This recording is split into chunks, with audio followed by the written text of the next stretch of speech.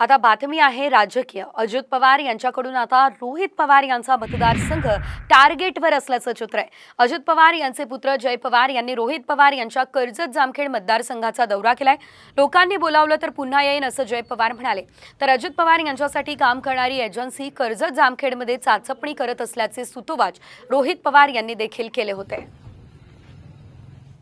नितेश राणे सुद्धा कर्जतमध्ये आहेत आणि जय पवार सुद्धा कर्जतमध्ये आहेत।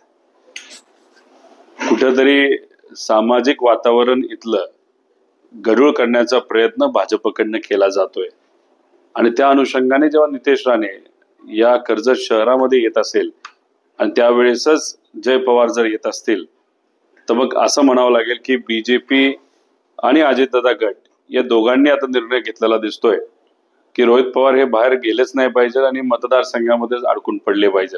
सगळ्याच मित्र पक्षांचे पदाधिकारी सहकारी येत आहेत आणि मी आज सहज भेट द्यायला आलो, सगळ्यांना भेटायला आलो आणि दर्शन घ्यायला आलो। राजकीय काही नाही नाही राजकीय काही नाही, सहज सगळ्यांना भेटायचं होतं। असे दौरे वारंवार होत होते। मी आता जर लोकांनी बोलवलं तर येऊन त्यांना नक्कीच भेटेल। जय पवारांनी बैठकांचं सत्र सुरू केलेलं आहे। आपल्याला काय वाईट वाटतं?